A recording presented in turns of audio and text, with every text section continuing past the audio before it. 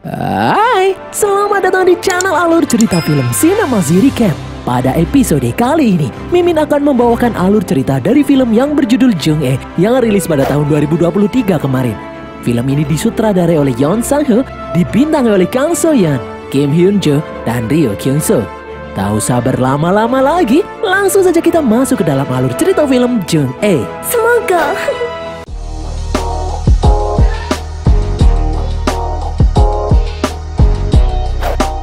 Pada tahun 2135, manusia memutuskan untuk tinggal di luar angkasa setelah permukaan laut meninggi akibat perubahan iklim. Setelah berhasil membangun penampungan di antara orbit bumi dan bulan, manusia dipindahkan ke lebih dari 80 penampungan selama beberapa dekade. Setelah manusia menetap di sana, penampungan nomor 8, 12, dan 13 mendeklarasikan diri mereka sebagai Republik Adrian. Mereka dengan keji menyerang bumi dan penampungan-penampungan lainnya. Hal ini menciptakan perang antara sekutu bumi dan Republik Adrian selama beberapa dekade. Manusia yang tersisa di bumi berusaha menciptakan senjata perang untuk mengakhiri perang ini. Film ini dibuka dengan adegan berkelahi antara seorang wanita dengan robot prajurit. Wanita itu melawan robot-robot itu seorang diri. Meskipun demikian, wanita itu tidak gentar. Dia mengalahkan satu robot, kemudian robot lainnya. Dia beristirahat sejenak, kemudian ada yang menghubunginya lewat headset yang ada di telinga kirinya. Dari interaksi itu, diketahui wanita itu bernama Kapten Jung Chun-yi. Wanita itu adalah seorang prajurit bayaran sekutu bumi yang diutus untuk melawan prajurit Republik Adrian. Kali ini dia menyerang pipa bahan bakar milik Republik Adrian. Tak disangka, keadaan kali ini tidak menguntungkan baginya. Semua timnya terbunuh. Tiba-tiba, robot berbentuk kucing besar yang bernama Zimbo milik Republik Adrian datang menyerangnya dengan brutal. Suara dari headset memberitahunya di mana titik lemah Zimbo tersebut. Sekuat tenaga, Jung Chun-yi menghindari serangan Zimbo. Jung-yi mencoba membakar Zimbo, tapi robot itu bisa memadamkan api sendiri dengan mengeluarkan asap dari bagian tubuhnya. Jung-yi bersembunyi dengan mengandalkan senjata yang ada di tangannya. Namun Zimbo yang bisa melihat benda walau tertutup besi sekalipun melihat Jung-yi dan mulai menyerangnya. Jung-yi berhasil mengelak, namun pada akhirnya dia tertembak di bagian jarinya. Jung-yi pun kaget melihat jarinya tidak mengeluarkan darah. Jarinya terbuat dari besi. Tiba-tiba suasana menjadi berbeda. Jung-yi mematung dan sekelilingnya berubah. Jung-yi adalah sebuah robot kecerdasan buatan tempur yang sedang dikembangkan oleh Kronoid. Kronoid sendiri adalah laboratorium yang mengembangkan kecerdasan buatan. Proyek ini diketuai oleh Yoon Seo-hyun dan sang direktur bernama Kim Sang-hoon. Setelah simulasi berakhir, ada beberapa staf Kronoid masuk ke dalam ruangan disusul dengan ketua Yoon.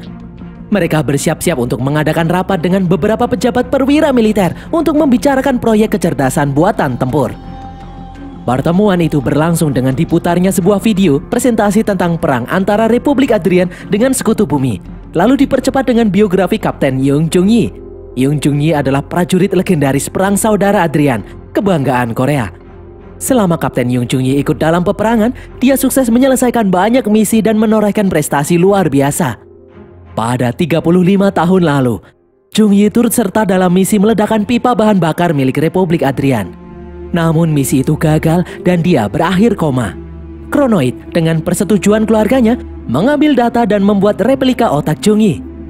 Kronoid akan mengembangkan kecerdasan buatan komando tempur tercanggih yang dilengkapi dengan semua keahlian taktis dan tempur serta loyalitas dan tekad yang luar biasa yang Jung-yi miliki. Ketua proyek ini, Ketua Yoon Seo-hyun, tidak lain dan tidak bukan adalah anak Jung-yi itu sendiri. Mereka terus-terusan mengetes kecerdasan buatan berdasarkan misi terakhir Jung-yi yang berfokus pada keahlian tempur dan juga pengalamannya melalui data yang mereka salin dari otaknya. Namun, menurut para petinggi militer, kegagalan Jung-yi dalam memimpin misi terakhir adalah penyebab perang Adrian masih berlangsung hingga saat ini. Mereka menyebut Jung-yi adalah prajurit yang gagal. Mereka lalu bertanya kenapa dalam setiap simulasi yang dilakukan terhadap robot replika Jung-yi juga selalu gagal. Ketua Yoon meyakinkan kalau dia pasti berhasil. Ketua Yoon akan memastikan robot Jung-yi akan berhasil melewati simulasi bagaimanapun caranya. Melihat tekad dan keyakinan yang kuat dari Ketua Yoon, akhirnya para petinggi militer menyetujui proyek itu dengan satu syarat, robot Jung-yi harus segera lulus dari tes simulasi. Sebelum menghancurkan robot Jung-yi yang gagal dalam simulasi sebelumnya, Ketua Yun terlebih dahulu melakukan wawancara untuk mengetahui analisis pemetaan otak. Namun pada saat robot itu dinyalakan kembali, robot itu berteriak kesakitan dan mulai memberontak.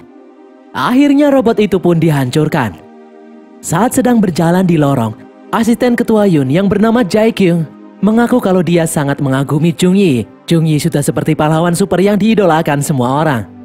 Ketua Yun pun bercerita alasan mengapa ibunya itu pergi berperang adalah karena ada tumor di paru-paru Ketua Yun. Dan cara untuk mendapatkan uang yang banyak untuk mengobati penyakitnya adalah dengan menjadi prajurit bayaran. Dulu, hari saat Ketua Yun dioperasi adalah hari terakhir ibunya berperang.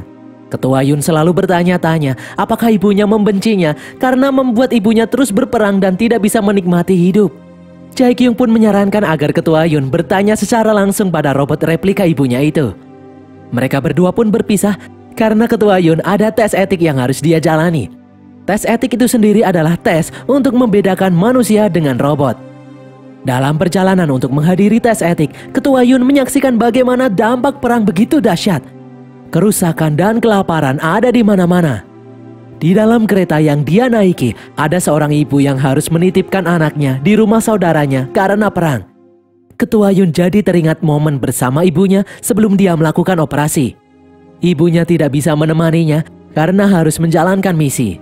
Ketua Yun masih ingat betul bagaimana mereka saling memeluk dengan erat sebelum berpisah.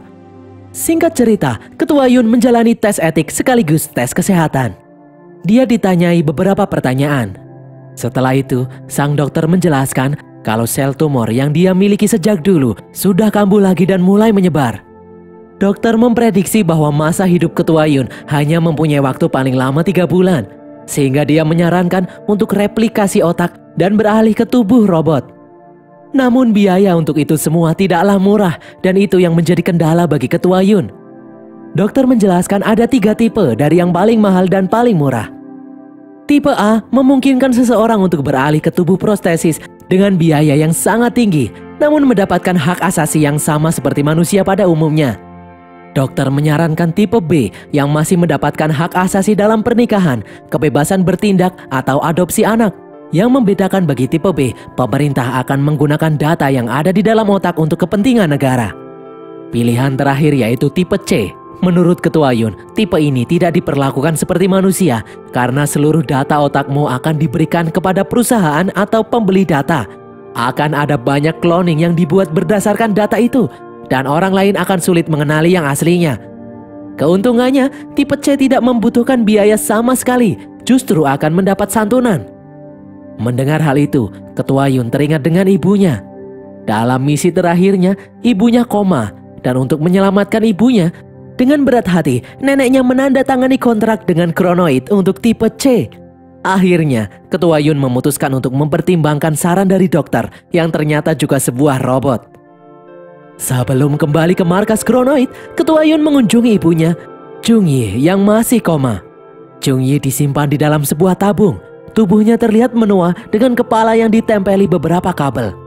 Melihat ibunya seperti itu, air mata Ketua Yun tidak bisa dibendung. Sementara itu, Kronoid mempersiapkan robot replika Jung Yi untuk menjalani tes simulasi. Berbagai persiapan pun dilakukan. Ketua Yun terlihat begitu serius.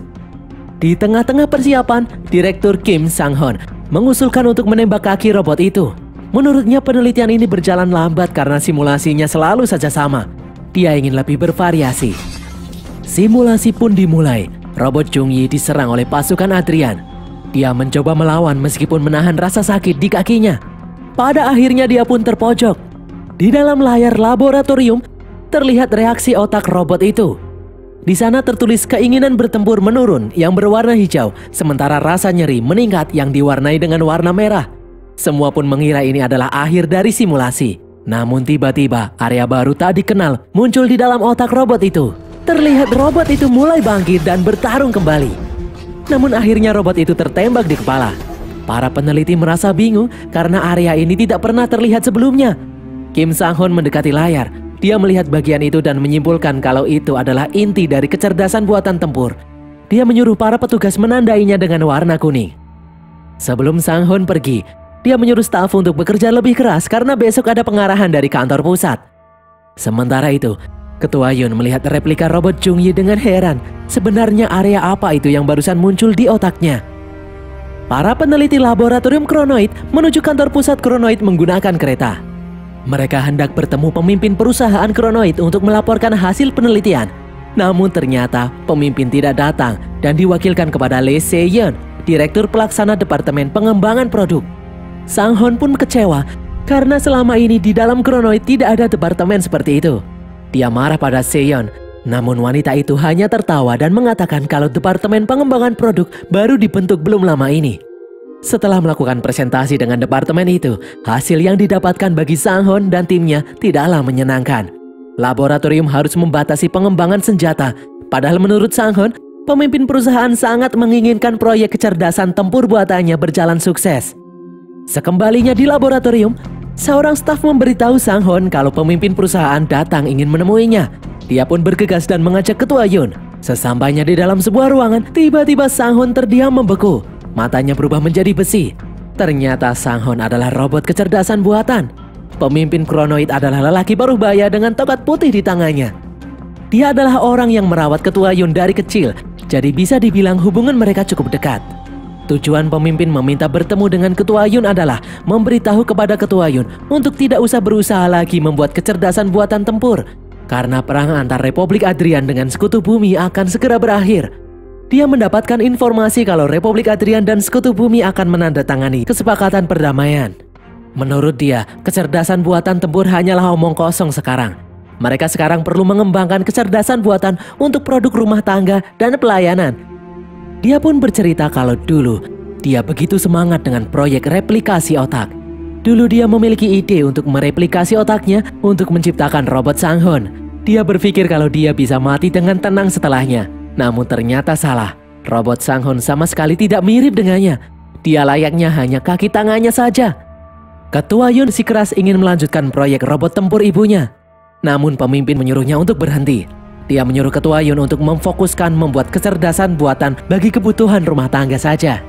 Meskipun mengecewakan, Ketua Yun harus tetap menerimanya. Setelah memberitahu Ketua Yun, pemimpin masih harus memberitahu Sang Hon. Jadi pria tua itu menyuruh Ketua Yun untuk pergi. Karena robot Sang Hon adalah replika otak dirinya sendiri. Dia tahu kalau Sang Hon pasti tidak akan menerima begitu saja keputusan ini. Simulasi robot Jung Yi pun kembali dilaksanakan, namun lagi-lagi robot itu gagal. Sang Hon emosi melihat hal itu. Dia menyalahkan para peneliti dan Ketua Yun yang tidak mampu membuat robot itu bisa lolos dari simulasi. Sang Hon berusaha mencari area kuning di otak yang tidak muncul lagi seperti saat simulasi sebelumnya. Dia menyuruh untuk membawa Jung Yi ke ruang wawancara. Sesampainya di ruang itu, dia menyuruh salah satu staf untuk memotong lengan robot Jung Yi. Berharap dengan cara itu, area kuning di otaknya akan muncul kembali. Namun yang terlihat di layar hanyalah area merah yang menggambarkan rasa sakit. Merasa kesal, Sang Hon masuk ke dalam ruangan robot Jung Yi dan menembak kaki kirinya beberapa kali hingga robot Jung Yi berhenti beroperasi. Sang Hon menyuruh staf untuk mengoperasikannya kembali. Namun ternyata Ketua Yun yang sekarang memegang kendali. Dia menolak untuk menghidupkan robot itu kembali. Sang Hon pun murka. Dia mengarahkan pistol ke kepala Ketua Yun, menyuruhnya untuk menghidupkan robot itu lagi. Ketua Yun tetap tidak mau, membuat Sang Hon semakin marah. Di saat suasana memanas, seorang staf wanita muncul. Dia terkejut melihat Sang Hon menodongkan pistol ke kepala Ketua Yun. Staf wanita itu berkata dengan gugup kalau pemimpin perusahaan ingin bertemu dengan Sang Hon. Sambil marah-marah, Sang Hon pun pergi. Setelah Sang Hon pergi, para staf menanyakan keadaan Ketua Yun dan memaki-maki Sang Hon.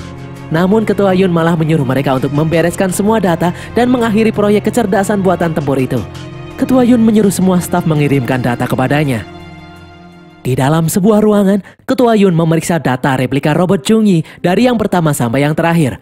Di sini dia merasakan sakit akibat kanker yang sudah menyebar di tubuhnya. Rasa sakit itu terabaikan dengan munculnya tanda merah yang memperlihatkan kalau Jae Kyung belum mengirimkan data tentang proyek kecerdasan buatan tempur. Merasa penasaran dengan keadaan Jae Kyung, Ketua Yun pun pergi mengunjungi kamar Jae Kyung. Betapa terkejutnya dia melihat robot replika ibunya mengenakan baju yang seksi. Dia langsung mengambil selimut untuk menutupi tubuh robot itu. Dia marah dan mencekik Jae Kyung. Dengan leher tercekik, Jae Kyung menjelaskan bahwa data Jung Yi bisa dijadikan proyek untuk apapun itu, termasuk dibuat sebagai robot penghibur karena nenek Jung Yi memilih tipe C. Mendengar hal itu, Ketua Yun hanya bisa menangis dan kemudian pergi. Ketua Yun pergi ke pusat kendali laboratorium kronoid. Di sana dia bertemu dengan Sang Hon. Pria itu berkata kalau kantor pusat memperbolehkan melakukan simulasi 1 kali lagi yang akan dilaksanakan besok. Ketua Yun hanya terdiam. Sementara Sang Hon penasaran kenapa proyek kecerdasan buatan tempur diakhiri dan akan beralih ke proyek kecerdasan buatan rumah tangga. Sang Hon bertanya kepada Ketua Yun, apakah pemimpin mereka kecewa padanya? Ketua Yun pun tidak bisa menjawab. Ketua Yun lalu pergi menuju ruang wawancara. Di sana masih ada robot Jung-yi. Sebelum mengaktifkannya kembali, dia menurunkan level rasa sakit robot Jung-yi. Sehingga saat robot itu aktif, dia bisa berbicara dengan tenang. Mereka pun mulai berbincang-bincang. Ketua Yun memberitahu keadaan Jung-yi dan akan segera menghancurkan robot itu. Saat akan menekan tombol, hal yang tak terduga terjadi. Ketua Yun melihat area kuning di otak robot itu muncul. Robot Jung-yi tiba-tiba bertanya apakah operasi putrinya hari ini berjalan dengan lancar. Dia tidak tahu bahwa yang diajak bicara adalah putrinya sendiri. Sementara di layar, warna kuning itu semakin membesar. Hal ini menandakan bahwa warna kuning itu muncul ketika Jung-yi memikirkan anaknya. Ketua Yun menjawab bahwa operasi putri Jung-yi berjalan dengan lancar. Robot Jung-yi mulai bercerita. Dia berkata kalau hari ini sebelum anaknya dioperasi, gadis kecil itu memberikan sebuah boneka padanya, yaitu boneka kecil yang manis. Anak Jung-yi berpesan agar dia tidak menghilangkan boneka itu. Namun di tengah pertempuran boneka itu hilang. Hal itu membuat suasana hatinya menjadi kacau. Tak kuat mendengar apa yang dikatakan oleh robot ibunya, akhirnya Ketua Yun mematikan operasi pada robot itu. Dia menangis tanpa suara. Dia menyesal memberikan ibunya boneka. Ketua Yun pun sadar bahwa boneka itu adalah alasan kenapa ibunya gagal dalam misi terakhirnya.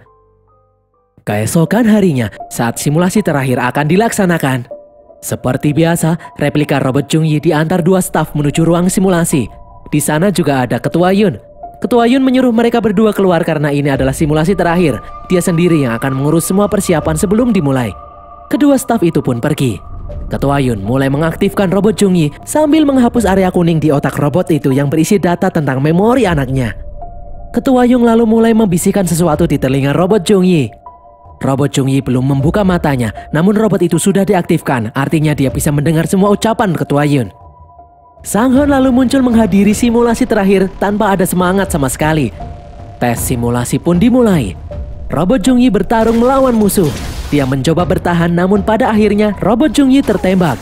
Simulasi ini pun berakhir. Sebelum pergi, Sang Hon mengucapkan terima kasih kepada para staf yang sudah bekerja dalam proyek kecerdasan buatan tempur ini. Namun salah satu staf mengatakan kalau reaksi otak Jung-yi lebih lemah dari sebelumnya.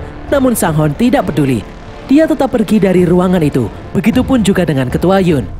2 orang staf lalu mengaktifkan kembali robot Jung-yi. Mereka akan membawa robot Jung-yi ke ruang wawancara sebelum akhirnya dimusnahkan. Ketika berjalan di lorong, Sang Hon merasakan ada yang aneh. Dia memutuskan untuk kembali ke ruang pengendali simulasi. Dia meminta salah satu staf untuk memutar kembali video simulasi tadi. Di dalam rekaman video, terlihat jelas kalau robot Jung-yi tidak tertembak. Sang Hon langsung memerintahkan untuk membunyikan alarm. Saat itulah robot Jung-yi menyerang 2 staf yang berjalan bersamanya.